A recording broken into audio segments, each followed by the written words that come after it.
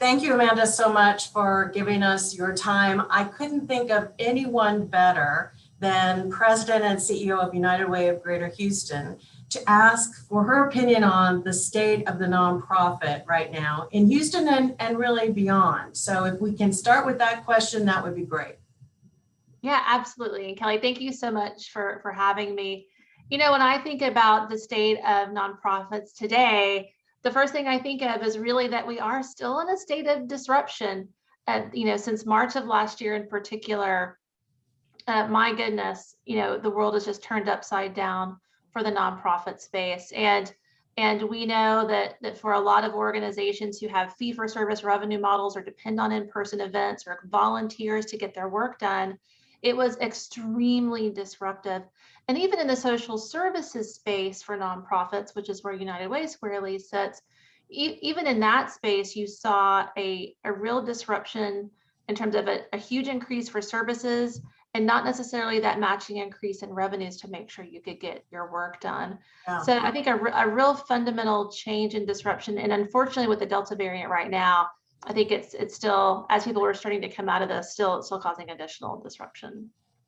Well, let's move into getting some advice. The communication strategies work that we do for nonprofits is primarily focused on distinguishing them from others and certainly promoting the relevance of their services. And for some nonprofits during the pandemic, their visibility escalated because they were so closely connected to the needs and demands of what the pandemic brought on.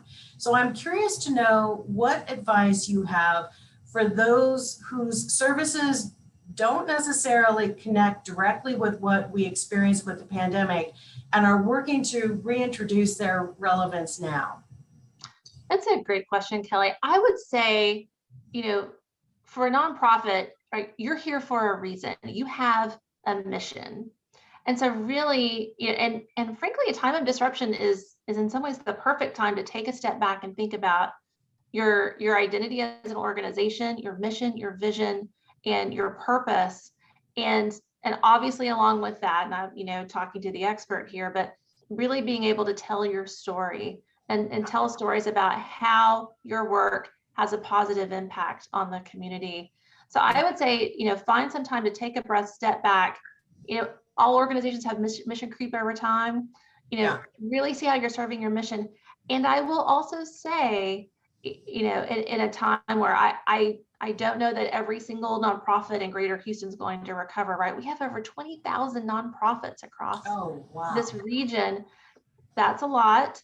And one thing I would say is think about your mission and think about others in the space who do similar work.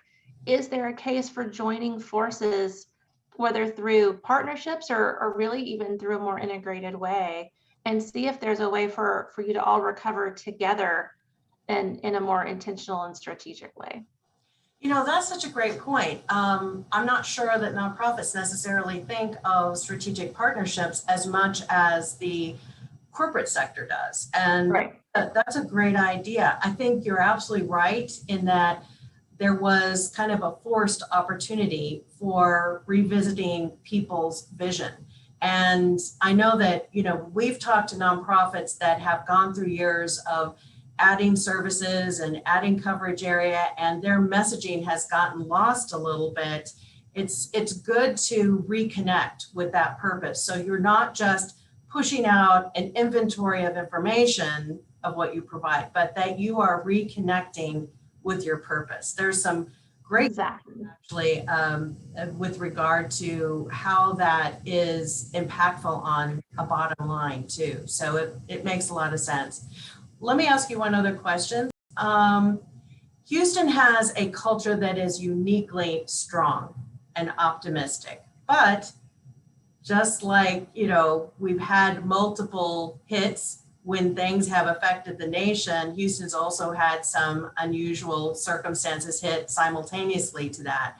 And as you've mentioned previously in our conversations, we experienced here in Houston the effects of the pandemic, but also the impact on the oil and gas industry, which our nonprofits depend so much on. So how do you see the strength and optimism that is Houston, how do you see that benefiting the nonprofit sector as we move forward now?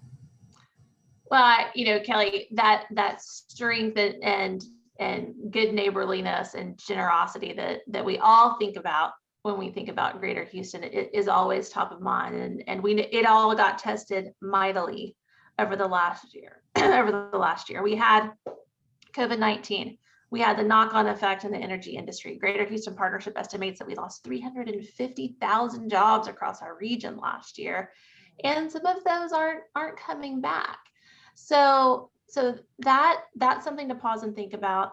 And I would say, honestly, earlier this year when the winter storm hit, right? So we were front and center in terms of basic needs and fundraising. We worked with the Greater Houston Community Foundation on the Greater Houston COVID-19 Recovery Fund, which raised over $17 million. And then the winter storm hit.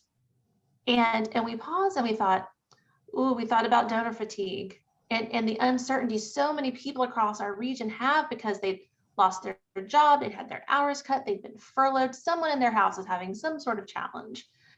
And we're like, wow, can we raise what we need to help so many families who have, had another blow? Well, and here we come, again, raising over $17 million, which was just incredible. And this community always continues to inspire me and surprise me in great ways. I know we can do that, but I do think donor fatigue is a real thing to be mindful of. I also think nonprofit fatigue is something to be mindful of. One of the things that I hasn't really been talked about as much, you definitely think about frontline healthcare workers, you think about people people in the HEBs of the world who have worked so hard and stayed on the front lines to help us take care of our houses, to help us take care of our families during this time. And you have so many nonprofits who are right there with either direct service provision or making sure all these pieces are fitting together and serving our community effectively. And you've got a lot of tired, overworked people. And if we have another major disaster this year, I think that's going to stress the system again. So I do think it's something to keep an eye on. But again, I'm constantly, pleasantly surprised and inspired by the generosity of our community, and ultimately, I don't really expect that to wane. Yeah, I agree. Yeah, grit and perseverance definitely are part of the Houston culture as well. Well, let's stop now, and then we'll pick it up again in a part 2 of this conversation. Sounds great.